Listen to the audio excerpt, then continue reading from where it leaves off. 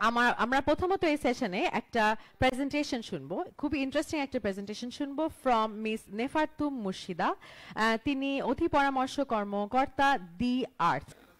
Green energy ট্রানজিশনের কথা যখন আমাদের মাথায় আসে তখন আমরা চিন্তা করি যে কেন এটা আমাদের দরকার। প্রথমেই আমরা দেখছি যে রিডিউস গ্রিনহাউস গ্যাস এমিশনস। তো এটা আমরা আসলে জানি যে আমরা গ্লোবালি এটা একটা আমাদের গোলস যে আমরা গ্রিনহাউস গ্যাসটা কমিয়ে আনবো, এবং যেটার মূল হচ্ছে কার্বন ডাইঅক্সাইড। এটাতে কন্ট্রিবিউটরটা মূলত হচ্ছে কার্বন ডাইঅক্সাইড। তো সেইটা আমাদের একটা কমিয়ে আনার একটা জন্য জরুরি হচ্ছে আমাদের গ্রিন এনার্জি ট্রানজিশনের জন্য আমাদের দিকে ধাবিত হওয়া। তারপর ইমপ্রুভ এয়ার কোয়ালিটি। তো এটার মধ্যে আসলে আমরা দেখতে পাচ্ছি যে ঢাকায় প্রতিদিনই একদম আমাদের এয়ার কোয়ালিটিটা দিনকে দিন খারাপের দিকে যাচ্ছে, এবং প্রথম পলিউটেড সিটির মধ্যে ঢাকা 1 থেকে 5-এর মধ্যে অবস্থান করছে। তো আমরা যদি গ্রিন ট্রানজিশনের দিকে যাই তাহলে হচ্ছে যে এই জায়গা থেকে আমরা বেরিয়ে আসতে পারবো। তারপর স্টেবিলাইজেস এনার্জি প্রাইসেস।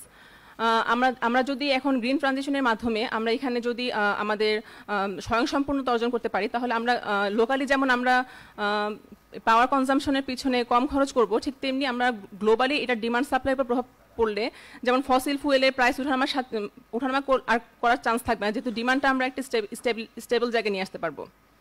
তারপর এনহ্যান্স এনার্জি সিকিউরিটি।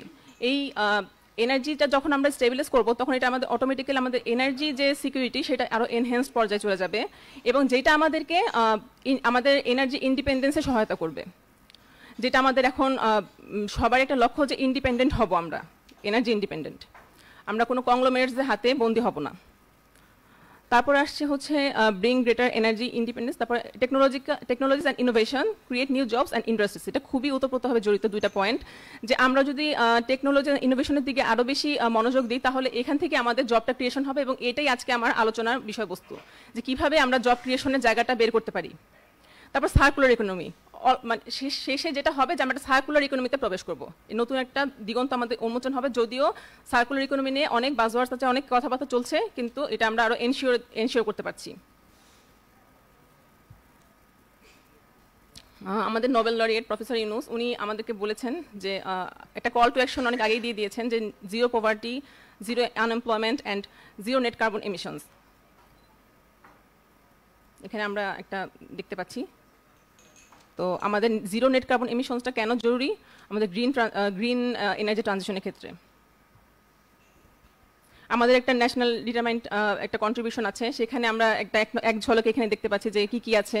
আমি ডিটেলসে যাব না, জাস্ট আমরা কিছু পরিসংখ্যান দেখতে পাচ্ছি যে আমাদের টার্গেট কি, আনকন্ডিশনাল কন্ট্রিবিউশনসগুলো কি কি, আর কন্ডিশনাল কি কি আছে। আমরা একটা প্যাক্ট ফ্যাক্ট। এখন এই প্যাক্ট ফ্যাক্টটা হচ্ছে যে the green jobs for youth pact. এইটা হচ্ছে যে ইউএন এজেন্সিজ, আইএলও, ইউএনইপি তারা একটা ডিটারমাইন করেছে যে একটা প্যাক্ট, যেটা হচ্ছে যে এই গ্রিন পলিসি মেজার্সগুলো আমাদের কি করতে পারে, 2030 সালের মধ্যে 8.4 মিলিয়ন জব ক্রিয়েশনে ভূমিকা রাখতে পারে।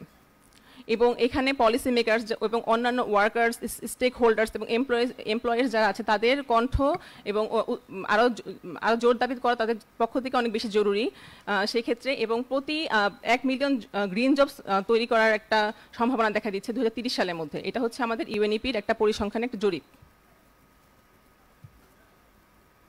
আচ্ছা, এখন আমরা একটা গ্রাফিক্যাল এক্সপ্লেনেশনে আছি, যে আমরা এখানে দেখতে পাচ্ছি যে আমাদের নন রিনিউয়েবলগুলো কী কী এবং রিনিউয়েবলগুলো কী কী। যদিও আমরা এগুলো সবাই পরিচিত, তারপরও আমি একটু গো থ্রু করতে চাচ্ছি যে রিনিউয়েবলগুলোই কিন্তু আসলে আমাদের গ্রিন এনার্জি।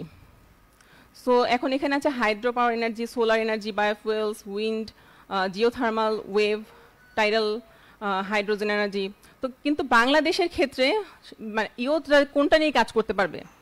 ইয়ুথরা মূলত এখানে সোলারে আমাদের পটেনশিয়ালসটা সবচেয়ে হাই।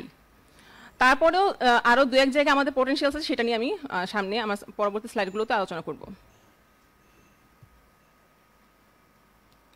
আচ্ছা, এখন আমরা সোলার এনার্জি, যেহেতু এটার পোটেনশিয়ালসই সবচেয়ে বেশি হাই এবং ইওটা অলরেডি এখানে তাদের এন্টারপ্রেনারশিপ এখানে অনেক বেশি প্রতিষ্ঠিত, অনেকে এইদিকে বিজনেস করছে এবং নিজেরা স্বাবলম্বী হচ্ছে এবং অন্যদেরকেও স্বাবলম্বী করছে।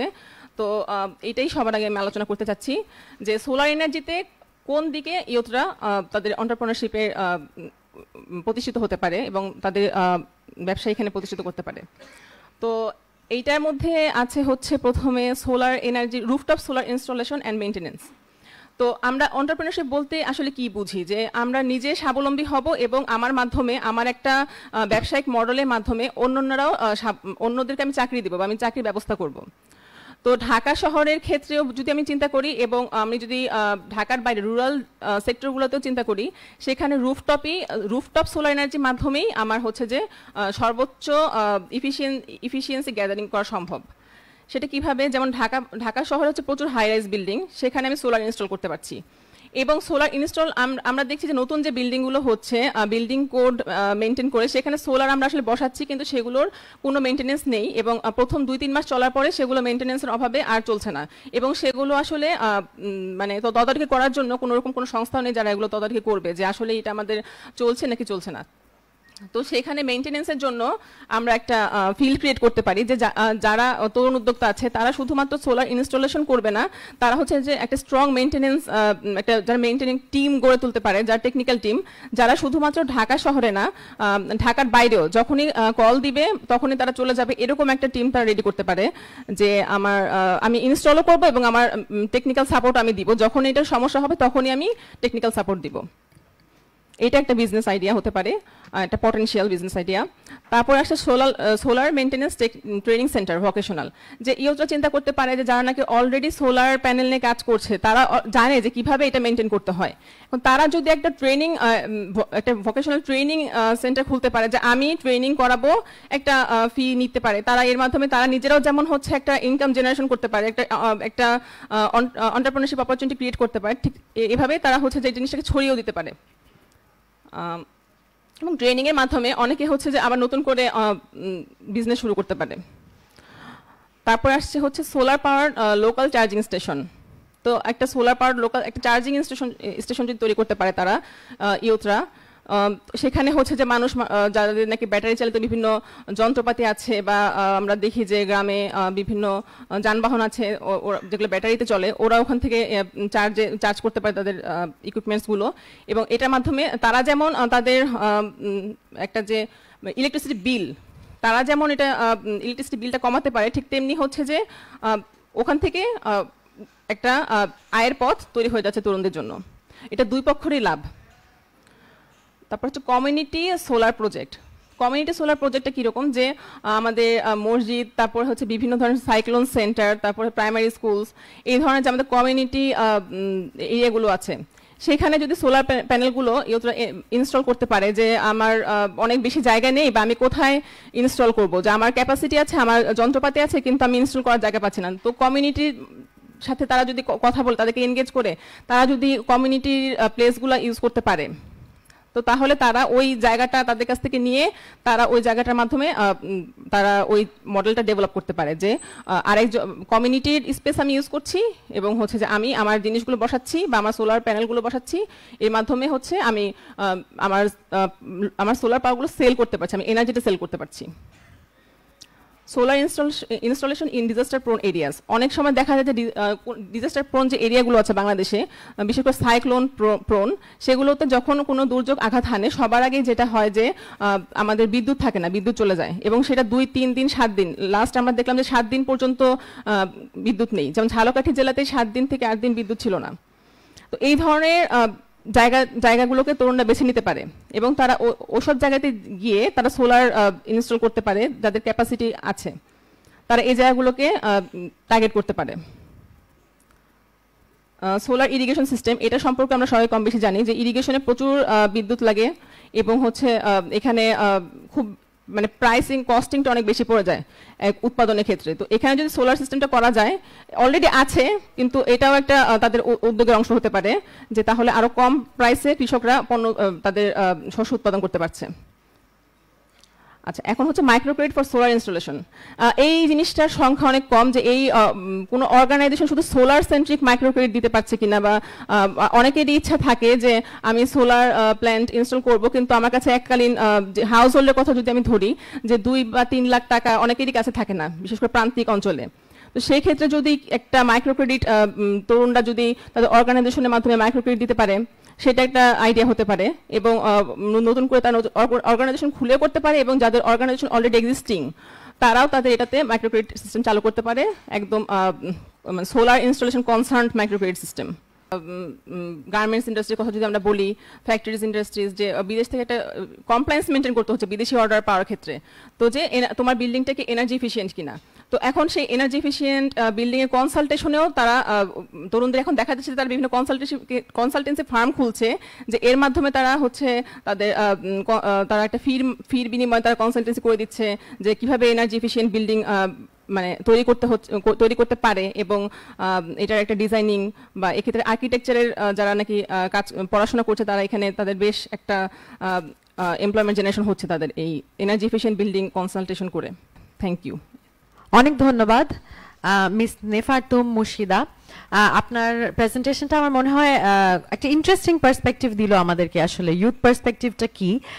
আমার কাছে পার্সোনালি যদি বলি, আমার সবচেয়ে ইন্টারেস্টিং লাগছে যে ইউথরা এক্স্যাক্টলি কোন কোন মডেলে, একটা বিজনেস মডেলে কিভাবে এঙ্গেজ হতে পারে, যাতে আমরা তারা সোলার এনার্জিকে আসলে সামনের দিকে বাংলাদেশে নিয়ে যেতে পারে, নিজ নিজ জায়গা থেকে, কমিউনিটি থেকে তাদের কন্ট্রিবিউশনটা কি হতে পারে for energy transitions in Bangladesh, সেটার একটা খুবই ইন্টারেস্টিং একটা দিলেন আপা, প্রেজেন্টেশন দিলে।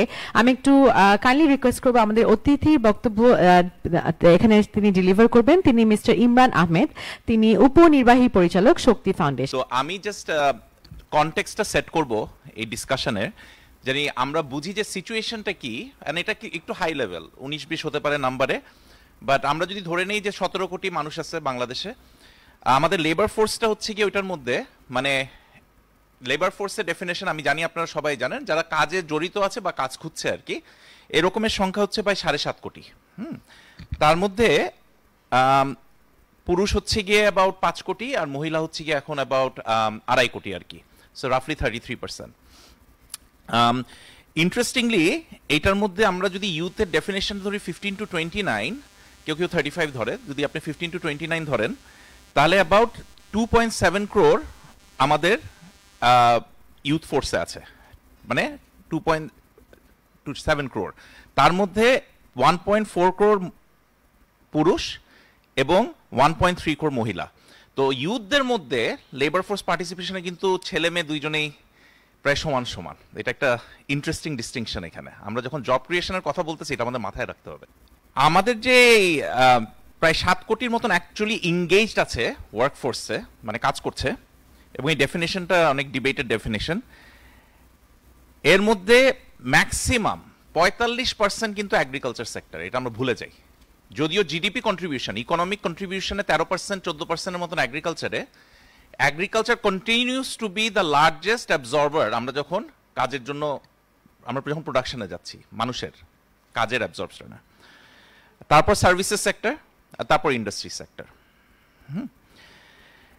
ইউথদের জন্য খুব ইন্টারেস্টিং আর কিছু, অনেক ক্ষেত্রে কিছু অ্যালার্মিং স্ট্যাটিস্টিক্স আছে। আমি অনেক ইয়াং মানুষদেরকে দেখছি এখানে। কেন এটা আপনাদের জন্য রেলিভেন্ট? হ্যাঁ, একটা বড় প্রবলেম হয়ে যাচ্ছে যে আমাদের ডিমান্ড আর সাপ্লাইয়ের একটা মিসম্যাচ আগে থেকেই ছিল, দিনকে দিন বাড়ছে। আমাদের সবচেয়ে বড় আনএমপ্লয়মেন্ট রেট হচ্ছে গিয়ে যারা গ্র্যাজুয়েট করছে তাদের। অদ্ভুত জিনিস না? আমি টাকা ঢালছি, আমি স্কিল, আমার ট্রেনিং, মানে কলেজে পড়ছি, এক্সপেন্সিভ, সস্তা না তো, কিন্তু তারপর বার হয়ে আমি আমার মনের মতন চাকরি খুঁজে পাচ্ছি না।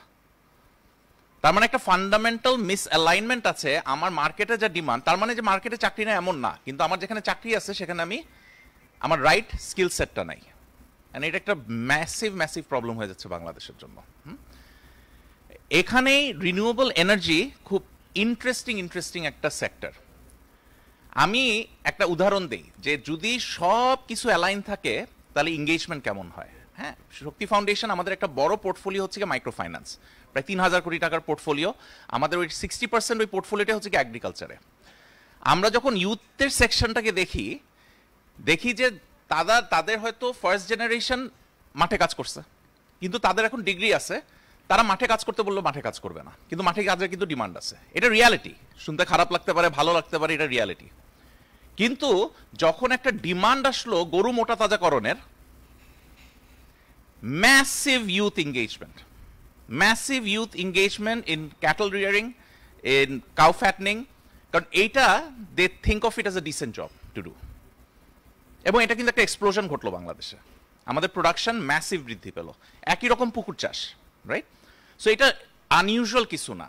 as we get educated, as our skills develop, we want to deliver more high value add products, high value add services. This is normal, it happens everywhere. কিন্তু তাহলে এখানে একটা ব্যাপার হচ্ছে কি, আমরা রিনিউয়েবল এনার্জিতে 1 লাখ বলতে পারি, 1 লাখ জব ক্রিয়েট করা কোনো ব্যাপার না। প্রবলেমটা হচ্ছে কি, আমরা কি ঠিকভাবে প্ল্যানিংটা করছি নাকি, আমরা কি ঠিকভাবে ওইটার একটা মানে প্রপার ইনসেন্টিভ দিচ্ছি নাকি, এবং প্রপার এক্সিকিউশন করছি নাকি। যেমন খুব আমি 2টা কেস স্টাডি তুলে ধরবো আপনাদের সামনে। যদি ঠিক ইচ্ছাটা থাকে, 1 লাখ জব বা এন্টারপ্রেনিউরশিপ অপরচুনিটি আমার মনে হয় না তরুণদের জন্য এই সেক্টরে ক্রিয়েট করা ইস্যু। আমরা যদি বড় বড় সোলার প্ল্যান্ট দেখি, হাইড্রো প্ল্যান্টস দেখি, উইন্ড প্ল্যান্টস দেখি, জীবনে 1 লাখ জব ক্রিয়েট করা হবে না, কারণ they are high in productivity, they are not high in job absorption. This are 2 separate things. কিন্তু আমরা যদি জবস দেখি, 1 লাখ জবস, তাহলে আমাদের মাইক্রো লেভেলে চিন্তা করতেই হবে। তো আমাদের আমি গতকাল একটা সেশনে ছিলাম যেখানে আমাদের টার্গেট হচ্ছে কি 2030-এর মধ্যে 10% রিনিউয়েবল এনার্জিতে পৌঁছানোর জন্য, তাই না? ধরেন তখন 30 গিগাওয়াট ডিমান্ড থাকবে বাংলাদেশে, আরো বেশি থাকতে পারে, ধরে নিই 30 গিগাওয়াট, তাহলে 3 গিগাওয়াট আমাদের লাগবে রিনিউয়েবল এনার্জিতে। শক্তি ইটকলের সাথে একটা প্রজেক্টে জড়িত ছিল, এটার নাম SHS, সোলার হোম সিস্টেম। আমি জানি না আপনাদের মধ্যে কয়জন শুনছেন এটা। হ্যাঁ, খুব টেক অফ করলো। আমরা 60 লাখ বাসায় কিন্তু সোলার হোম সিস্টেম লাগাই দিলাম। তারপর কি হলো, ইলেকট্রিসিটি আসলো। তখন আর এই 2টা বাতি, 3টা ফ্যান, একটা চার্জারের দিন শেষ। তখন মানুষ ফ্রিজ চলে, টিভি চলে, বাস্তবতা, কনজাম্পশন বেড়ে যাচ্ছে। এখন দেখেন সবাই আমরা স্মার্টফোন ইউজ করি, 20 বছর আগে কয়জন করতাম, এখন এটা ছাড়া চিন্তাই করতে পারি না। কনজাম্পশন বাড়বেই। পয়েন্ট হচ্ছে গিয়ে how much of it comes from renewable energy. Let's say it's 10%, let's say it's 3 gigawatts. So imagine a situation, আমরা যদি 60 লাখ বাড়িতে এই মাইক্রো ফাইন্যান্সের মাধ্যমে লাগাই ফেলতে পারতাম এবং ইউজ ভালো হচ্ছিল ইলেকট্রিসিটি আসার আগে। আমরা 10 লাখ বাড়ি ধরি না, 10 লাখ রুফটপ ধরেন ঢাকার বাইরে। এখন কিন্তু ইলেকট্রিসিটি অনেক জায়গায় নাই, আসে যায়। ঢাকা একটা এক্সেপশনাল সিচুয়েশন, আমরা যারাই ঢাকার বাইরে কাজ করি জানি। 300 স্কোয়ার ফিট দরকার, কিচ্ছু না, 30 ফিট বাই 10 ফিট। 300 স্কোয়ার ফিটের উপর আপনি রুফটপ প্যানেলে 3 কিলোওয়াট জেনারেট করতে পারবেন, যথেষ্ট আপনার টিভি চালানোর জন্য, ফ্রিজ চালানোর জন্য, ফ্যান সবকিছু চালানোর জন্য, রাইট? 10 লাখ বাড়ি, আমরা যদি 60 লাখে পারি, আমরা 10 লাখে কেন পারবো না? 10 লাখ বাড়িতে যদি আমরা এই 3 কিলোওয়াট করে লাগাই, তাহলে কিন্তু আপনার 3 গিগাওয়াট হয়ে যায়। It's as simple as that. But you need from the very top proper planning, proper incentive, proper execution, নাহলে এটা খুব ডিফিকাল্ট। কারণ আমার যে rooftop solar panel India, Pakistan, Sri Lanka, নেপালে লাগতেছে 2 লাখ টাকা, 1.5 থেকে 2 লাখ টাকা ইনস্টল করতে, বাংলাদেশে লাগতেছে এটা 4 লাখ টাকা ইনস্টল করতে। পোষাচ্ছে না, কারণ এই আমার ইনভার্টারের ডিউটি, ব্যাটারিতে ডিউটি, আমার লেড অ্যাসিড ব্যাটারি এখনো প্রাইমারিলি চলতেছে, 4 বছর পর নষ্ট হয়ে যায়, আমরা লিথিয়াম এখনো মুভ করছি না। তো এইটার একটা প্রপার প্ল্যানিং থাকতে হবে ফ্রম টপ টু বটম। এইটা যদি থাকে, কোনো কারণ নাই 1 লাখ জব না ক্রিয়েট করার জন্য। সেকেন্ড আরেকটা উদাহরণ দিয়ে আমি থামবো, যেটা হচ্ছে গিয়ে টুকটুক ইজি বাইক। ঢাকার বাইরে গেলে, ঢাকায় তো বলছি, ঢাকার বাইরে গেলেই দেখবেন টুকটুক ইজি বাইকের দুনিয়া। এস্টিমেট করা হয় এনিওয়ার ফ্রম 4 to 5 মিলিয়ন, মানে 40 থেকে 50 লাখ ইজি বাইক টুকটুক সারা বাংলাদেশে চলে, আরো বেশি ইনফর্মাল সেক্টরে, বাট এস্টিমেটেড। সব লেড অ্যাসিড ব্যাটারিতে। and it's a vicious cycle. Lead acid battery আপনারা জানেন 50% এর মতন রিসাইক্লিং হয়, বাকিটা ডাম্প হয়। that has tremendous environmental consequences for your children, for our children, right? If we move to lithium, which is a much better use of a battery, right? If we put charging স্টেশনের উপরে একটু solar consumption যদি বলে দিই 20% solar থেকে আসতেই লাগবে, but be very serious and very strict. ঢাকার মতন না যে সবাই লাগাইছে তারপর ভুলে গেছে আর তারপর আর নাই। কিন্তু actually if we are serious and we say you have to do it, তাহলেই কিন্তু we shift towards a much greener energy production. হ্যাঁ, আর ইজি বাইকসের একটা ইন্টারেস্টিং জিনিস হচ্ছে গিয়ে ম্যাক্সিমাম ইউথ। ওনাররা বয়স্ক হতে পারে, বাট যারা ইজি বাইক চালায় তারা কিন্তু youth. This is an acceptable job, right? So these are the two examples I'm giving, very practical examples. এখানে যদি পলিসি মেকাররা মানে পাবলিক সেক্টর, সোশ্যাল সেক্টর এবং private sector if they work together, এটা না পারার কোনো কারণ নেই। তো এই বলেই শেষ করব এবং ধন্যবাদ এত সুন্দর একটা অ্যারেঞ্জমেন্ট করার জন্য। আমি একটু মিস্টার ফাহিমকে রিকোয়েস্ট করব কাইন্ডলি যে যদি আপনাদের আপনার পার্সপেক্টিভটা জানতে চাই on skill set of youth in renewable energy. আমি আসলে আপনাদের মতো মাঠে কাজ করি না বা রিনিউয়েবল নিয়ে ডাইরেক্টলি কাজ করি না, কিন্তু যেহেতু আমার কাজের এরিয়া হচ্ছে এমপ্লয়মেন্ট, স্কিল, এবং আজকের এই টপিকস যেখানে বলা আছে যে creating 100K new jobs in renewable energy and role of youths in transition, আমি রিনিউয়েবল এনার্জি একটা পার্ট, বাট আমার কাছে মনে হয় আজকাল রিনিউয়েবল এনার্জিটাকে ওভারঅল গ্রিন ইকোনমির মধ্যে দেখা হচ্ছে। তো আমি একটু হয়তো এক্সপ্যান্ডও করব।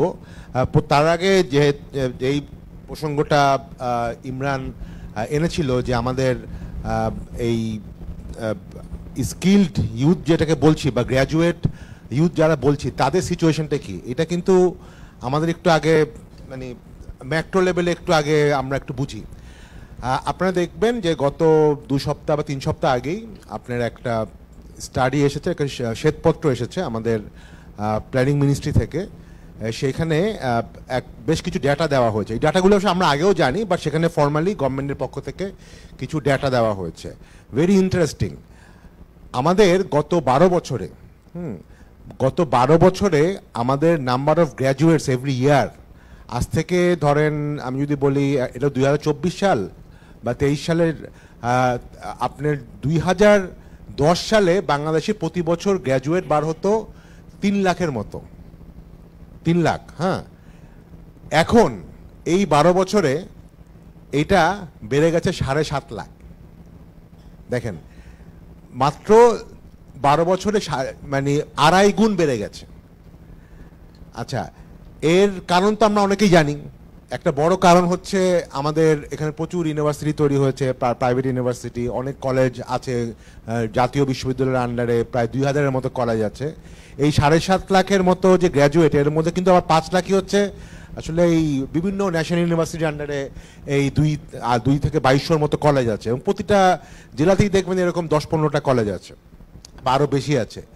তো এরা কিন্তু আমাদের এখানে গ্র্যাজুয়েট বার করছে, মানে ডিমান্ড না থাকা সত্ত্বেও বার করছে বিভিন্ন কারণে। আমাদের সোশ্যাল অ্যাসপিরেশনও আছে যে আগে হয়তো একটা কৃষকের ছেলে কৃষি করতো, এখন কৃষকের ছেলে ভাবে যে না, আমি তো সারা জীবন কৃষক থাকতে চাই না, জেলে চায় না তার ওটা।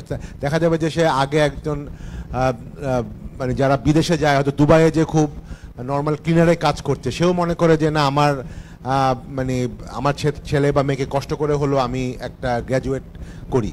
তো এই জন্য আসলে দেখা যাচ্ছে যে বেড়ে গেছে। তো আগে যেটা লেবার মার্কেট, প্রতি বছর আপনারা জানেন যে আমাদের 24 লক্ষের মতো লেবার বার হয়, আমাদের লেবার মার্কেটে জয়েন করে।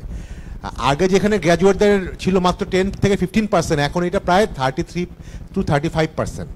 তো এটা একটা বিশাল বড় সাপ্লাই বেড়ে গেছে। এখন আমরা যেহেতু আপনারা জানেন যেখানে যদি ডিমান্ড না বাড়ে, সাপ্লাই বাড়ে, তাহলে ঘটনাটা কি ঘটবে? যা ঘটার তাই ঘটেছে, হিউজ আনএমপ্লয়মেন্ট। পরশুদিনই একটা BIDS এর একটা রিপোর্ট এসেছে যেখানে বলা হয়েছে যে জাতীয় বিশ্ববিদ্যালয়ে যারা পাশ করে তাদের 28% হচ্ছে, 28-29% হচ্ছে বেকার থাকছে। আমরা বিডি জবস থেকে গত 1 মাস আগে একটা মানে একটা অ্যানালাইসিস করেছিলাম, সেখানে দেখলাম এই নাম্বারটা আসলে বেশি, যেটা ইমরান বলল।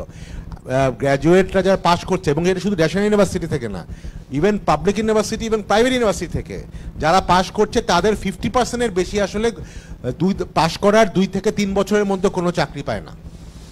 তো এইটা একটা বিরাট একটা সোশ্যাল এক ধরনের ইস্যু কিন্তু হয়ে গেছে, এবং এটা সোশ্যাল ইস্যু না, এটা কিন্তু পলিটিক্যাল ইস্যু। আপনি যদি দেখেন আমাদের জুলাই বা অগাস্টের যে অভ্যুত্থানটা হলো বা বিপ্লবটা হলো, এটার আসলে ট্রিগার কি করেছিল? এটা ট্রিগারটা করেছিল যে আমাদের এই ইউথরা কাজ পাচ্ছে না, তাদের ফ্রাস্ট্রেশন থেকে কিন্তু তারা রাস্তায় নেমেছে। অতএব এখন হয়তো এই জিনিসটা এভাবে হয়েছে, কিন্তু এটার কিন্তু আরও মানে অন্যভাবে যেতে পারে, এটা আরও ডিস্ট্রাকটিভ হতে পারে, তাই না? আপনি দেখেন কিছু হলেই আপনার আজকে ঢাকা শহরে আসছি, আমি দেখলাম রাস্তা বন্ধ করে দিয়েছে। এখন ওর দেখলাম কারা, মেনলি ইউথরা, কারণ তাদের চাকরি নাই। তো আমি আসলে এটা মানে রিনিউয়েবলে আসার আগে বা গ্রিন ইকোনমিতে আসার আগে এই টোটাল কনটেক্সটটা বললাম যে আমাদের সোসাইটিতে এখন যদি বলেন যে সবচেয়ে বড় সমস্যা কি, সবচেয়ে বড় সমস্যা হচ্ছে আমাদের এই যে বিশাল পরিমাণ, যেটাকে আমরা ডেমোগ্রাফিক ডিভিডেন্ড বলি, সেটা এখন আসলে ডেমোগ্রাফিক ডিজাস্টার হয়ে গেছে। লক্ষ লক্ষ লোক জব মার্কেটে ঢুকছে, প্রতি বছর পাস করছে, তারপরে তারা কোনো চাকরি পাচ্ছে না। আমরা যারা মানে শহর, আসলে আমাদের বিজনেস আসলে এখনো শহর কেন্দ্রিক, কর্পোরেটরা এখনো শহর কেন্দ্রিক। ঢাকা চিটাগাং ছাড়া বাংলাদেশে বড় বড় কোনো ব্যবসায়ী প্রতিষ্ঠান আসলে ওভাবে গড়ে উঠে নাই। এটা অন্য ডিসকাশন, ওই ডিসকাশনে যাচ্ছি না। তো তারা আসলে ম্যাক্সিমাম যে 7 লাখ বললাম গ্র্যাজুয়েট, ম্যাক্সিমাম প্রতি বছর 1 থেকে 1.5 লাখের বেশি গ্র্যাজুয়েট তারা নিতে পারে না। This is a fact. তাহলে আমাকে এখানে নতুন নতুন অপরচুনিটি তৈরি করতে হবে, এবং গ্রিন ইকোনমি আর renewable energy economy can be one of the, আমি বলছি না this is going to be the only thing, but this can be the major recruiter or major absorber of this youth, huge amount of graduate youth unemployed. এখন যদি আমি বলি, আমি একটু time নিচ্ছি, যে আমাকে 2 মিনিট টাইম দেন। একটা প্রশ্ন আসছিল যে আপনি বোধ করেছিলেন যে কোন কোন সেক্টর, মানে কোন কোন জায়গাতে হতে পারে। আমার দৃষ্টিতে ইমিডিয়েটলি 4 থেকে 5টা এরিয়া আছে গ্রিন পার্সপেক্টিভে, যেখানে আমরা হিউজ অ্যামাউন্ট অফ গ্র্যাজুয়েটদের, আবার বলি গ্র্যাজুয়েটদের অ্যাবজর্ভ করতে পারি।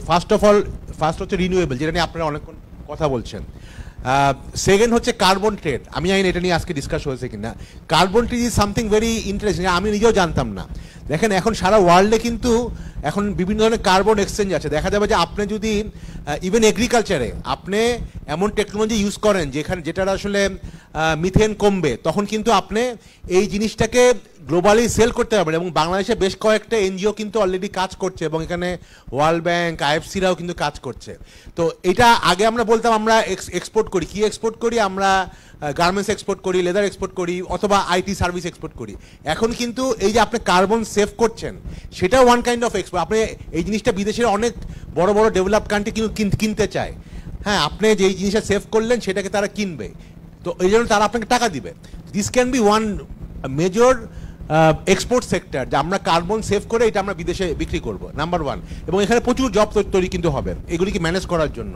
ব্যাটারি নিয়ে কথা হয়েছে অলরেডি, যে লেড থেকে লিথিয়াম। এখানে যখন আমরা লিথিয়ামে যাব তখন হিউজ পরিমাণ টেকনিশিয়ান দরকার হবে। This can be one area. Another যে জিনিসটা তো আসেনি, গার্মেন্টসে। আপনারা জানেন বাংলাদেশে আমাদের ওয়ার্ল্ডের 2nd লার্জেস্ট গার্মেন্টস এক্সপোর্টার।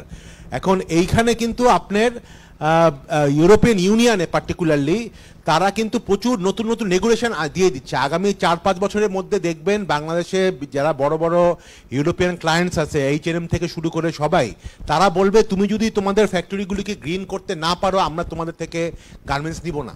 অতএব বাংলাদেশের প্রতিটা গার্মেন্টস কিন্তু আস্তে আস্তে they have to invest on মানে green thing. It is not only just তারা সোলার দিয়ে তারা ফ্যাক্টরি চালাবে, it is part of that. But এখানে ওয়াটার মানে কনজারভেশন থেকে শুরু করে অনেক ধরনের নিউ টেকনোলজি, নিউ প্রসেস আসবে। তো এটার জন্য তো আমার প্রচুর মানে ইঞ্জিনিয়ার দরকার হবে, এটার জন্য প্রচুর ম্যানেজার্স দরকার হবে যারা এই জিনিসগুলো বুঝবে, গ্লোবাল স্ট্যান্ডার্ডগুলি বুঝবে। তো এইখানে কিন্তু আলটিমেটলি যাকে তাকে দেওয়া মানে দিয়ে কাজ হবে না, এখানে গ্র্যাজুয়েটদেরকে দিয়েই কাজ করতে হবে। আমরা চাই না যে যেটা আপনারা দেখছেন যে বিদেশ থেকে লোক এনে আমাদের এই জিনিসগুলি হবে। এগুলো আমরা যদি লোকালি তৈরি করতে পারি, আমাদের ইউনিভার্সিটিগুলো যদি গ্রিন ইকোনমির উপরে, রিনিউয়েবলের উপরে সাবজেক্ট শুরু করতে পারে, তখন কিন্তু এরাই কিন্তু আমাদের এই ম্যানুফ্যাকচারিংয়ে ঢুকবে। তো আমি আসলে ঠিক ইনফর্মাল বা মাইক্রো এন্টারপ্রাইজ পার্সপেক্টিভে গেলাম না, কারণ এটা আমার এক্সপার্টিস না। যেহেতু আমরা মাচ মোর বিজনেস বা কর্পোরেট নিয়ে কাজ করি, সেই জায়গাটা আমার কাছে মনে হয় there will be huge opportunity.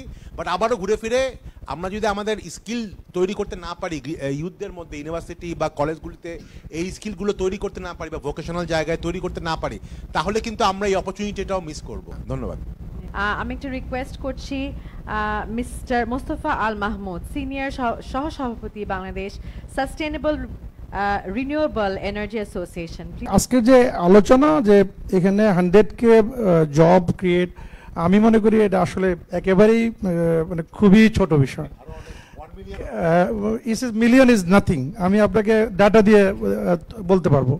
But এখানে বিষয়গুলো আমরা যেটা স্পেসিফিকলি খুঁজে পাই, যে সমস্ত বিষয়গুলো সেগুলোকে সলভ করতে হবে।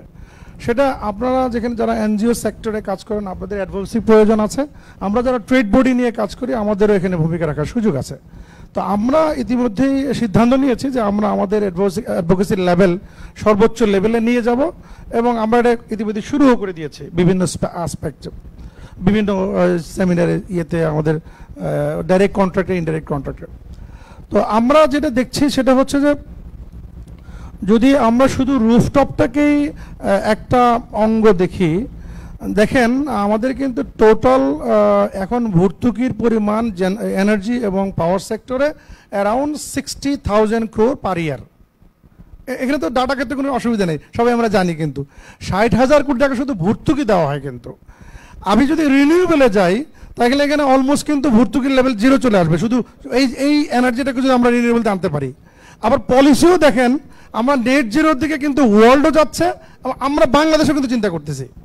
তাহলে এক্ষেত্রে যদি আমরা এই সেক্টরটাকে পলিসি মেকিংয়ে বা পলিসিগতভাবে যদি কি মানে সুষ্ঠু পরিকল্পনা আগাতে পারি, তাহলে তো জব কেন, আপনার একদিকে ভর্তুকি কমবে, ফরেন কারেন্সির চাপ কমে যাবে, ইন আদার হ্যান্ড আমাদের লক্ষ লক্ষ লোক কিন্তু জব ক্রিয়েট হবে, সন্দেহ নাই। কিন্তু কারণ আপনার দেখেন আবার ব্যাপার আছে, একটা বড় প্রজেক্ট করতে কিন্তু টাকা ড্রেনেজ হয়, এই ড্রেনেজটা কমে যাবে, কারণ আমরা তো মাইক্রো লেভেলে গ্রামে চলে যাবে হচ্ছে পাওয়ার জেনারেশন। হতে পারে যেটা বলেন কমিউনিটি বেসড পাওয়ার, সোলার ইরিগেশন আমার কমিউনিটি বেসড হতে পারে। আপনার কমিউনিটিতে আপনার যে আপনার অনেক বলা হচ্ছে যে আপনার মার্চেন্ট পাওয়ার হতে পারে, সেটা লোকালি একটা বাজারকে কেন্দ্র করে একটা ছোট্ট সোলার পাওয়ার প্ল্যান্ট হলো, উইন্ডের 2টা শাখা থাকলো, ওখানে বায়োগ্যাসের একটা প্ল্যান্ট হতে পারে, এটা কমিউনিটি করে ওখানে কিন্তু আপনার পাওয়ার জেনারেট করে ওখানে বিক্রি হতে পারে। বাট আমি এখনই সেটা হবে বা হচ্ছে সেটা না, বাট এটার পলিসি বা রিসোর্সের দরকার আছে, প্রয়োজন আছে। ব্যবসায়িক যে আপনার প্রফিটেবিলিটি সেখানেও আপনাকে চিন্তা করতে হবে, যেহেতু ফোকাস অলমোস্ট মোরলেস সবার সেম, যে we have to go to follow the net zero, এবং আমরা আমাদের দেশকে ওইদিকে নিয়ে যেতে চাই, আমাদের ফরেন কারেন্সি সেভ করতে চাই, ড্রেনেজ মানে টাকাকে ড্রেনেজ করা থেকে বাঁচাতে চাই।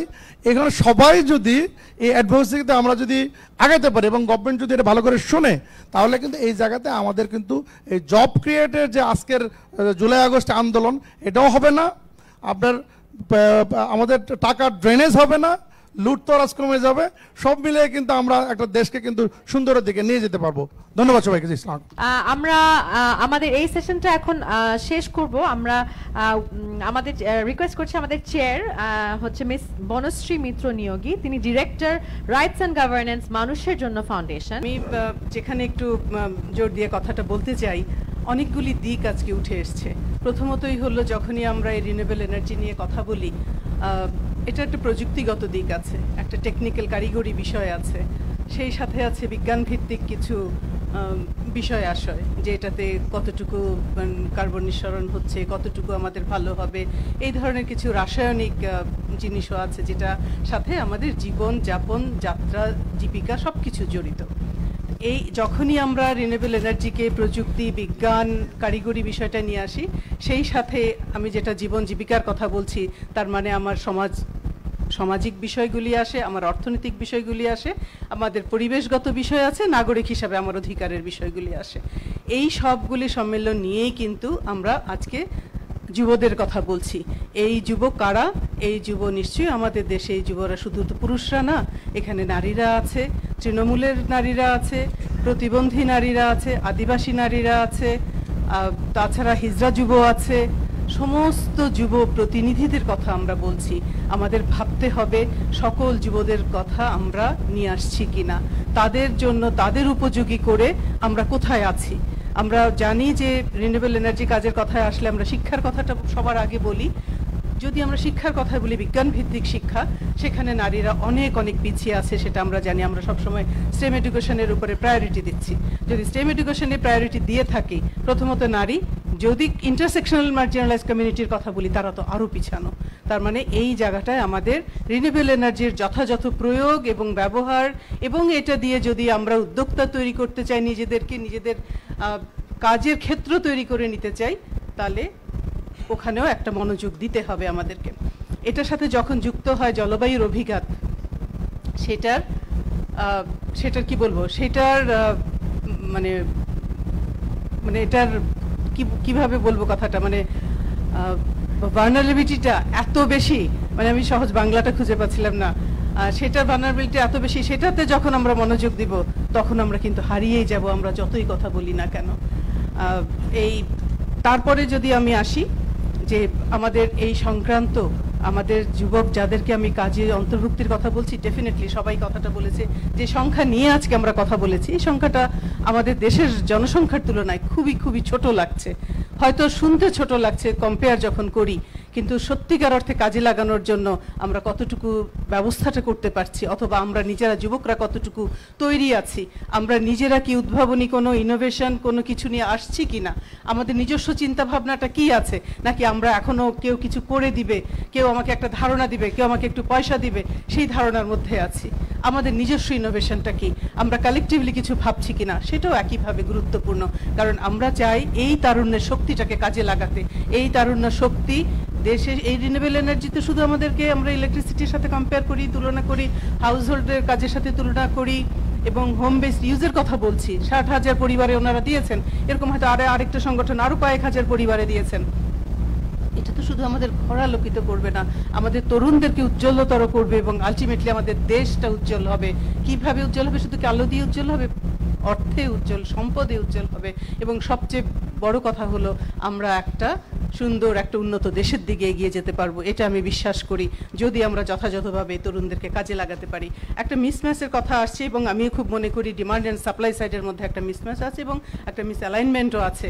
এই জিনিসটাও আমাদেরকে দেখতে হবে, কারণ আমরা ডিমান্ডের কথা যখন বলি তখন আমরা দেখতে হবে যে আমাদের যারা হোল্ডার আছে, রাইটস হোল্ডার যারা আছে, তারাও তৈরি কিনা, এই জিনিসটা কিভাবে ব্যবহার করবে, কি করবে। আর সাপ্লাই সাইডে যারা ট্রেড বেস কাজগুলি করেন, কমার্শিয়াল জায়গা থেকে আছেন, তারাও তৈরি আছে কিনা এই টেকনোলজি নিয়ে, আমাদেরকে যথেষ্ট লিটারেসি আমাকে দিচ্ছে কিনা। এই লিটারেসি যে সব সময় আমি হাইয়েস্ট লেখাপড়া করে আমার সেই লিটারেসি দরকার তা না, আমার তৃণমূলের ভাষায়, সহজ ভাষায় আমাকে এই প্রযুক্তিটা বুঝাতে হবে। আমি কিভাবে কাজের কথা বলবো। গার্মেন্টস থেকে আমরা আশঙ্কা করছি একটা অটোমেশনের কারণে একটা বড় সংখ্যক নারীরা এই গার্মেন্টস শ্রমবাজার থেকে বেরিয়ে যাবে। তাহলে তাদের মতো করে, তাদের উপযোগী করে আমরা এই লিটারেসিটা তৈরি করছি কিনা, যাতে তারা কাজ থেকে ঝরে না পড়ে। এই জিনিসগুলি আমি জেন্ডার পার্সপেক্টিভ থেকে মনে করি দেখার খুব জরুরি দরকার আছে। আমি আরেকটু গুছিয়ে নিয়ে আসি। এবার যদি আমি বলি যে আমাদের সমস্ত আলোচনা, হ্যাঁ মাসরুর ভাই এখানে আমাদেরকে জব মার্কেটের কথা বলেছেন এবং অনেক বড় বড় সংখ্যাতাত্ত্বিক কথা বলেছেন, আমাদের ভালো লাগে। একই সাথে আমাদের হতাশাটাও আছে, কারণ এটার কারণ আছে। কারণ হলো অনেক সময় হয় আমি যেটাতে পড়াশোনা করি, এটা সবার কথাতেই আসছে, আমি যে বিষয়ে পড়াশোনা করি সেটা সরকারি প্রতিষ্ঠানে করি বা বেসরকারি প্রতিষ্ঠানে করি, আমি সেটা আমার বের হয়ে এসে কাজে লাগাতে পারি না। আমি কৃষি বিশ্ববিদ্যালয় থেকে বেরিয়ে এসে আমি কেন কৃষিকাজের সাথে যুক্ত হতে পারি না? কত সংখ্যক মাত্র আমি যুক্ত হই। আমরা সবাই তাকিয়ে থাকি যেখানে আমি একটা সর্বোচ্চ সরকারি চাকরি পাবো, আমি বিসিএস দিব, ম্যাজিস্ট্রেট হব, প্রথমেই আমার সেই স্বপ্নটা থাকে। কিন্তু আমার প্রত্যেকের তো গ্র্যাজুয়েট হওয়ার এই লেভেলে দরকার নাই। আমার সাধ্য মতো আমার যেখানে আমি ভোকেশনাল ট্রেনিংয়ে যেতে পারি, আমি ট্রেড বেসড ট্রেনিংয়ে যেতে পারি, আমি এন্টারপ্রেনারশিপ ট্রেনিংয়ে যেতে পারি, আমি ফিনান্সিয়াল ম্যানেজমেন্ট রিলেটেড ট্রেনিংয়ে যেতে পারি, যাতে আমি একজন উদ্যোক্তা হয়ে তৈরি হতে পারি। আমি কেন চাকরির দিকে তাকিয়ে থাকবো? আমি কেন না 10 জনকে চাকরি দিব সেই চিন্তা করি। এটা যদি আমি ভাবতে পারি তাহলে আমি মনে করব আমরা নিজেরা এগিয়ে যাব। এবং আজকাল অনেক উদ্যোক্তা আমরা দেখি মৎস্য চাষ করে এগিয়ে যাচ্ছে, কৃষি চাষ করে এগিয়ে যাচ্ছে, এরকম অনেক উদাহরণ আমাদের কাছে আছে। কিন্তু সংখ্যাটা আমাদেরকে স্কেল আপে নিয়ে যেতে হবে, সেটা ছাড়া আমরা দেশের উন্নয়ন করতে পারবো না। আমি সাথে সাথে ঘড়ির দিকেও তাকাচ্ছি, আমি চেষ্টা করব সময়ের মধ্যে থাকতে। আমি যদি আজকের পুরো আলোচনাটাকে একটা সামারির মধ্যে নিয়ে আসি, এভাবে আমি কয়েকটা পয়েন্ট আইডেন্টিফাই করার চেষ্টা করেছি। যেমন আমি প্রথমেই মনে করি যে যাই কিছু করি না কেন এটা কম্প্রিহেন্সিভ হতে হবে, এখানে একটা ইন্টিগ্রেশনের বিষয়টা থাকতে হবে। আমি সবার কথা ভাবছি কিনা, এটা ইনক্লুসিভ, অন্তর্ভুক্তিমূলক কিনা, একদম প্রত্যেকটা মানুষ যার যেখানে যেই কর্মদক্ষতা, যেই কর্মক্ষমতা, যেই সক্ষমতা আছে সেইটা নিয়ে আমি ইনক্লুসিভিটির কথা বলবো অবশ্যই। এবং এটা ইকুইটেবল হতে হবে, এখানে কোনো ডিসক্রিমিনেশন থাকতে পারবে না।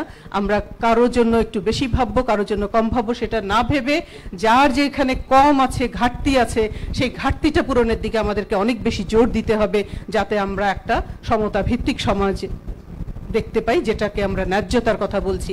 আমরা বারবার বলছি রিনিউয়েবল এনার্জির জায়গা থেকে আমরা একটা ট্রানজিশন পজিশনে আছি, এটা জাস্ট হচ্ছে কিনা, ন্যায় ভিত্তিক হচ্ছে কিনা, ন্যায্যতা পাচ্ছে কিনা, সেটা আমাদের দেখা দরকার। এবং সেটার ভিত্তিতে যদি আমার প্ল্যান হয়, সেই প্ল্যানগুলি বিশেষ করে আমরা এটা সরকারের দায়িত্বের জায়গায় দেখি, আমরা প্রথমত এই প্ল্যান যদি করতে হয় তার জন্য আমার সে পলিসিগুলি লাগবে। সে পলিসি কারা করবে? ইনস্টিটিউশন, আমাদের প্রচুর ইনস্টিটিউশন আছে। আমরা সকালের একটা প্রেজেন্টেশনও জেনেছি অনেক পলিসি ডকুমেন্টস আছে, কিন্তু সেগুলি কতটুকু জেন্ডার সেন্সিটিভ সেটা দেখাটা খুব জরুরি। এই জেন্ডার সেন্সিটিভিটি যতক্ষণ না আসবে ততক্ষণ আমাদের দেশে অসমতাগুলি থাকবে এবং আমরা খুব সাম্যের দিকে এগিয়ে যেতে পারবো না। যদি আমি সেটা মনে করি তাহলে ফাইনালি আসে সরকারের জায়গা থেকে আমার বাজেটের বরাদ্দটা কি থাকবে, ফিনান্সিয়াল সাপোর্টগুলি কি থাকবে, ফিনান্সিয়াল মডেলের কথাগুলি আসছে। তাহলে এই বাজেট বরাদ্দ যদি থাকে সেটা জেন্ডার রেসপন্সিভ হচ্ছে কিনা এই জিনিসগুলি দেখতে হবে। কিন্তু এটা যে শুধুমাত্র একটা জলবায়ু অথবা যারা পাওয়ার রিলেটেড ইলেকট্রিসিটি পাওয়ার মিনিস্ট্রি বা ডিপার্টমেন্টের কাজ না, এখানে ইন্ট্রা এবং ইন্টারনাল একটা কোঅর্ডিনেশনের বিষয় থাকতে হবে। প্রত্যেকটা মন্ত্রণালয়ের না হলেও কয়েকটা গুরুত্বপূর্ণ মন্ত্রণালয়, যুব মন্ত্রণালয়, নারী শিশু মন্ত্রণালয়, জলবায়ু মন্ত্রণালয়, অর্থ মন্ত্রণালয়, পরিকল্পনা মন্ত্রণালয়, এরকম কয়েকটা গুরুত্বপূর্ণ মন্ত্রণালয়ের খুব সার্বক্ষণিক ক্লোজ কোঅর্ডিনেশনটা খুব জরুরি। তাদের নিজেদের মধ্যে প্রত্যেকে প্রোগ্রাম জানাটা যেমন জরুরি, প্রত্যেকে কন্ট্রিবিউট করার সুযোগ আছে, জায়গা আছে। আমি মনে করি আমরা এখনো লার্নিং স্টেজে আছি। আমরা অনেক দেশের পাশাপাশি অনেক দেশের ভালো ভালো অভিজ্ঞতা, গুড প্র্যাকটিসগুলি দেখতে পারি, জানতে পারি, শুনতে পারি। যত বেশি চর্চা করব, যত বেশি ডায়ালগ করব, তত আমাদের বুদ্ধি বের হবে, তত বেশি আমরা শানিত হব, তত নিজেদের প্ল্যানটা ভালো করে করতে পারবো। বিজনেস মেকানিজম, ফিনান্সিয়াল মডেলের কথা বলা হচ্ছে, আমরা নিজেদের মডেল নিজেরাই কেন না তৈরি করি। আমি মনে করি সেটা সম্ভব। কমিউনিটি এঙ্গেজমেন্টের কথা যখনই আসবে তখনই আমি অনেক বেশি আবারও আমার কথাবার্তায় ফিরে যাই। আমি মার্জিনালাইজড কমিউনিটি, ইনক্লুসিভিটি এবং যেখানে আমি ইন্টারসেকশনস অফ পিপলের কথা যেখানে সবচেয়ে বেশি জোর দিতে চাই কমিউনিটি এঙ্গেজমেন্টের জায়গায়। স্কিল এবং ক্যাপাসিটি ডেভেলপমেন্টের কথা অনেকের মধ্যেই আসছে। স্কিল এবং এটা খুবই গুরুত্বপূর্ণ, এটা একটা জায়গা। এটা পাবলিক প্রাইভেট পার্টনারশিপের মাধ্যমে হতে পারে, ব্যক্তি উদ্যোগে হতে পারে। এবং আমি মনে করি ব্যক্তি উদ্যোগের কথা এই কারণে বলছি, আমি কি ধরনের কাজ করছি। রিনিউয়েবল এনার্জি নিয়ে আমি বড় বড় চিন্তা করি ঠিক, কিন্তু আমার কিন্তু কটেজ ইন্ডাস্ট্রিও এই রিনিউয়েবল এনার্জি ভিত্তিক হতে পারে যদি আমি ঘরের কথা চিন্তা করি। আমি যেমন লাইট ফ্যানের কথা, ফ্রিজ, টিভির কথা চিন্তা করি, একইভাবে আমি আমার হাউস হোল্ড বেজ ইন্ডাস্ট্রি অথবা হাউস হোল্ড বেজ বিজনেসের কথাও, ছোট বিজনেসের কথাও ভাবতে পারি একইভাবে। এটার জন্য আমি যদি নিজে জানি, আমি আরো 10 জনকে সেটা শেখাতে পারি ডেফিনেটলি। একদম শেষের দিকে আসছি। আমি হয়তো অদূর ভবিষ্যতে যেগুলি আমরা এক্সপোর্ট করি সেখানে নন কমপ্লায়েন্সের ইস্যু এসে যাবে যদি আমার ইন্ডাস্ট্রি গ্রিন না হয়ে থাকে। সেখানে আমার ইনোভেশন থাকতে হবে, নাহলে আমরা আমাদের যে অপরচুনিটি আছে, আমাদের যে ইয়ত অপরচুনিটি আছে সেটা আমরা মিস করব। সুতরাং এখানে সাপ্লাই এবং ডিমান্ড সাইডের একটা কম্বিনেশন দেখার পাশাপাশি আমি মনে করি যে এই রিনিউয়েবল এনার্জির একটা হাউস হোল্ড ইউজের একটা বড় সম্ভাবনা আছে। সবাইকে ধন্যবাদ এবং সবশেষে আমাকে এই সুযোগটা দেওয়ার জন্য আমি আয়োজকদেরকে ধন্যবাদ জানাই। ভালো থাকবেন।